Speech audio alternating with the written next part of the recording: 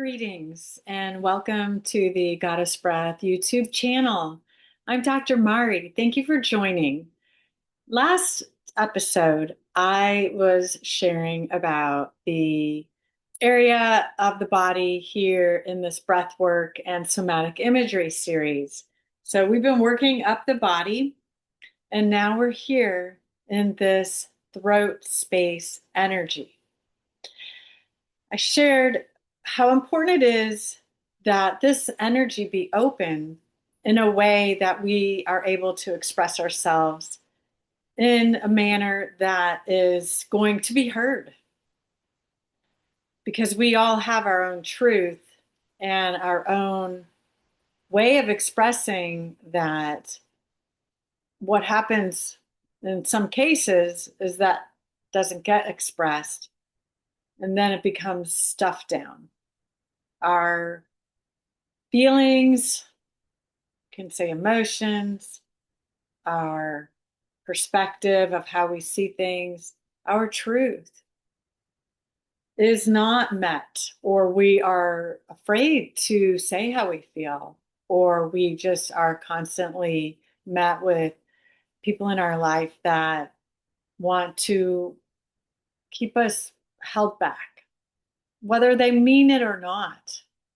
It's just a reality. I feel like that happens. Or we do it ourselves. It's our own self-sabotage. So what I wanted to talk about today, and also the breath that I'm going to do, is going to help, again, clear some of this. We're also going to move our energy, our focus of energy to this area, just at the tail end and through the breath. And then in the next episode, we're going to talk about this space here. This is the brow chakra or third eye energy, and then complete with the crown. Almost there, but we still have more to do. And that what I really wanted to bring today is the storyline of the ancient goddess Inanna. As you may, if you're following, understand that I do thread this theme throughout my sharing of different aspects related to breathwork and the somatic imagery, because I find it really helpful in the way where we are relating to an archetype, and an archetype that can mirror back to us what's important, where we are blocked, or where we need more growth or more creative inspiration, however you want to see it. So, this part of the ancient goddess, namely Inanna's story, has to do with journeying to the underworld. She journeys to the underworld at a specific time in her life after she was, I talked about the sacred marriage ritual. And then there is a point where she is just going along, living her life. Everything seems hunky dory. Don't you love that phrase, hunky dory? That's an old one, but in any case, it's a good one. So she is it's described as humdrum. Life's not really very stimulating, and or she's feeling less of her power. You can interpret it however you want, and there's many different ways of looking at it. That's why perspective is such a beautiful thing, I think. But what I'm moving towards here is that then she hears a call. And the call is actually a literal call from her sister, who is the queen of the underworld, the goddess of the underworld. Arishka Gal is her name. It's her sister. And what that message is basically is to come to her aid, for Inanna to come to her aid as a way of support for grief in the loss of Ereshkigal's partner. So Inanna goes. She's, what else am I doing, right? Is what it's kind of, I say all this very loosely. It's not exactly how it's interpreted in the translation. However, I have been working with this story for a long time, and I see things by living through it in different ways. So it makes sense. She goes to be there for her sister. She's met at the gates of the underworld, and she gets a sense. She says, and I will correlate how this relates to the throat. Just hold on. And she says, I feel like I maybe need to have a support myself. And that she calls on her spiritual servant, asks her to be at the door and at the gates of the underworld. And in 3 days, if she does not return, to call for help, to call her uh, father god Enki, or even her other father gods that she's connected to for help, to help her return from the underworld. Because it is noted that it was a common theme that anybody that journeys to the underworld does not return. Inanna feels powerful. She feels that she has the bandwidth to enter the underworld. Now, the underworld can be compared to what is known as a dark night of the soul, if you're familiar with that. It can be a mental low in how you're feeling. It can be going through a specific death and rebirth type of life experience. So there's many different ways. If you're familiar with these terms, you understand what I'm referring to. But in any case, a lot of people are currently experiencing this this maybe threshold of going to the underworld, or they're already in it in a way that they are struggling big time of mental health issues. And they don't know how to get themselves out of the underworld. So it's important in this way to have support. We can also look at this from an extreme as suicidal tendencies, having suicidal tendencies, a death. Journey to the underworld is like a death. Now, the detail of Inanna's story is very complex in her entry into the gates, and that she has to pass through 7 gates and remove part of her clothing. And I see that as a peeling away of each layer of our ego, looking into our consciousness, our own personal inner consciousness, the psyche, and that with each step, it can be really beneficial to peel away these layers that we've put on ourselves or society has put on us. So then we can take more of a look. So my perspective of journeying to the underworld, based on Inanna's story, is going within, taking a look within, being honest, being truthful with what is happening, calling for support if support is what you need, having the capacity to do that, because some people don't have the capacity. That's a story I've lived that is, pretty sensitive. So I've talked about that in my other sessions. So it's a way of in a healthy way, Journey to the Underworld can be really a positive experience. It's also Jung's individuation process where there's that sense of solace that's necessary, that we are met with darkness in Jung's individuation process. There is that meeting with the darkness, that there's maybe no way out, seemingly. Same thing.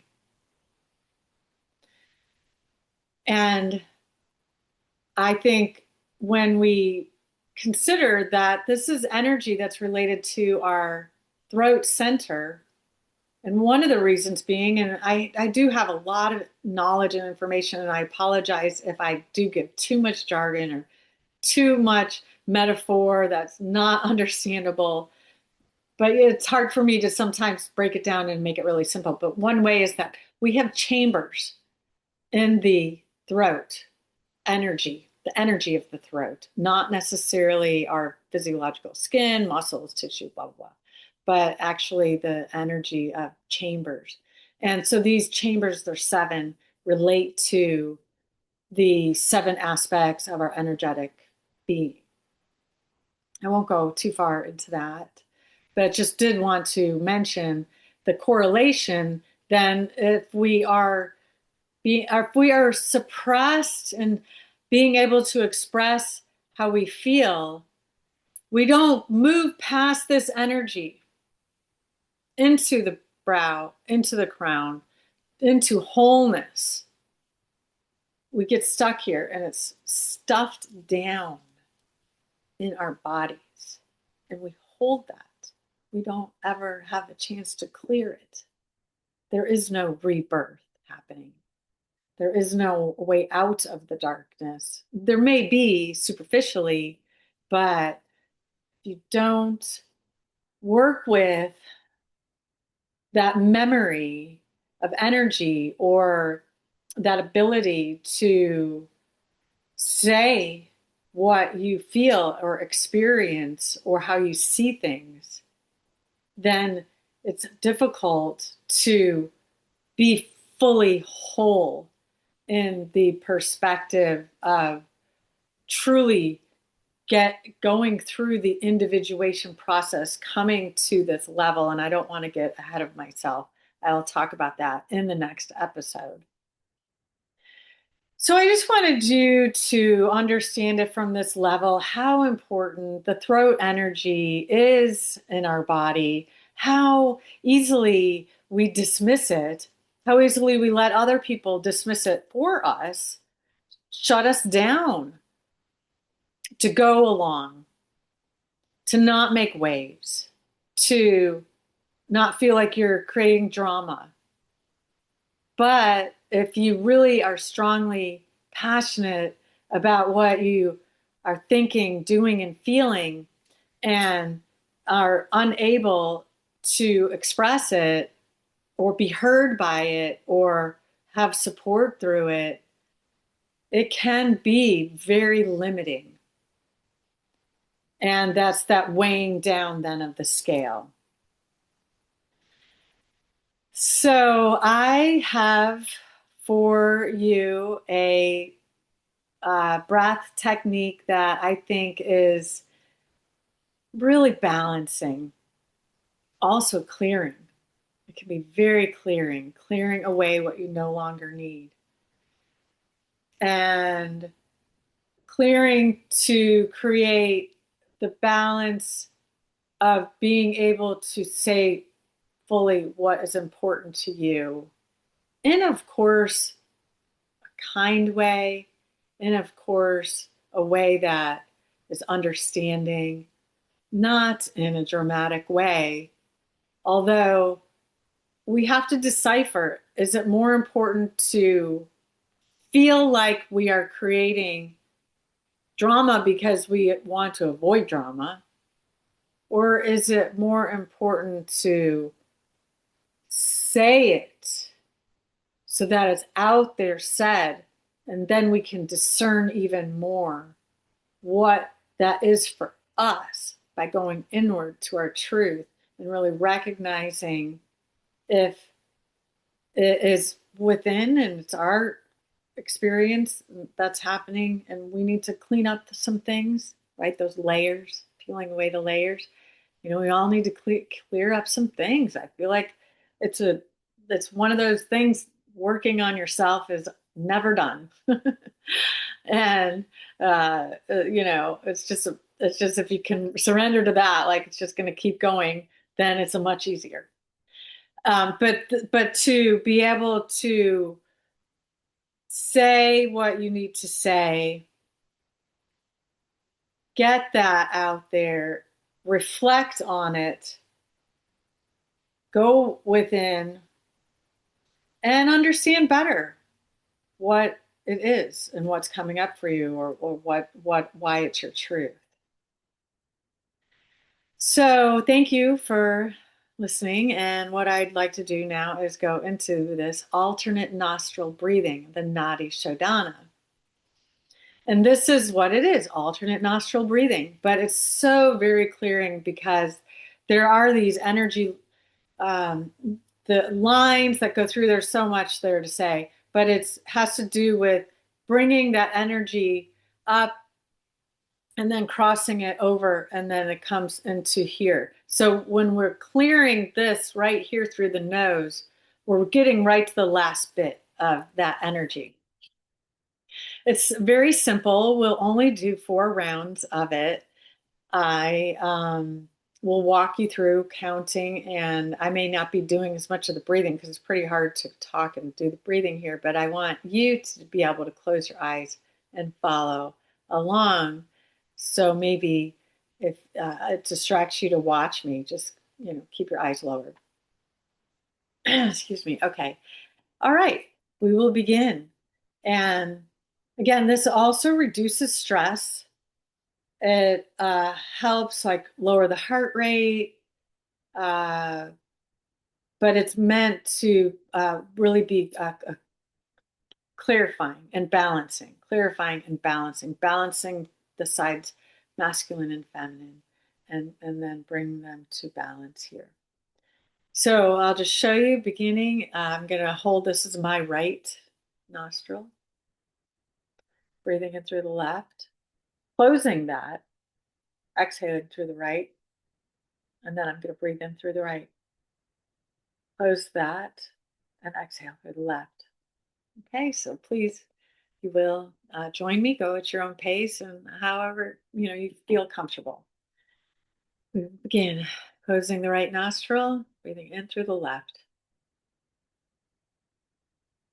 closing the left, exhaling through the right, breathing in through the right, exhaling, closing the right, exhaling through the left, breathing in through the left, closing the left, breathing out through the right, inhaling through the right, and exhaling through the left. This is round 2. Inhaling through the left, closing that, exhaling through the right, inhaling through the right, closing the right, exhaling through the left. 3rd round. Inhaling through the left, this is the last round.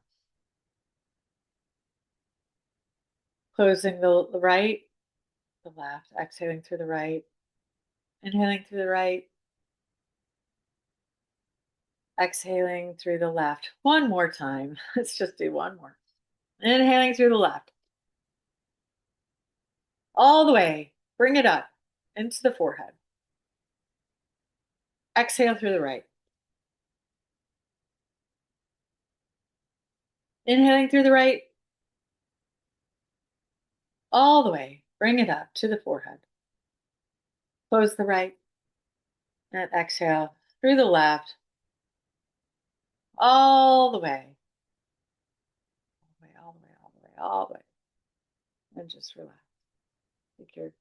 Open both the nostrils. Take a regular breath. Breathe just naturally. Thank you for doing that with me. And I hope you notice some change or Maybe you have some energy here. Sometimes people feel a little tingling or even like a little bit of the like speckled dots can happen from doing that. It's normal. It's just, if your body's a little out of balance and you're trying to rebalance it, that's part of your physiological response. But just taking nice deep breaths. I like to breathe into the belly and maybe just, take as I close here, just take a little bit of time for yourself just to sink in, think about what I was saying and how important that clearing is. And as I was saying, just kind of coming into this brow space, that's what that breath was. So we'll be talking about that in the next episode. And if you are interested in some other breath techniques that I do, like the holotropic breath work, which I again want to mention is really good for clearing away what you no longer need, for tapping into your inner psyche as knowledge of medicine for healing. It's your inner healing wisdom. Holotropic, the word HOLO means whole, tropic moving towards wholeness. That's what holotropic breath work is about and what that word means. And many other things on my website, like a blog that you can read, are what are more benefits of breath work. Or check out some of these other episodes if you haven't already on my YouTube channel. And thank you for joining the Goddess Breath YouTube channel. Have a wonderful day. Blessings.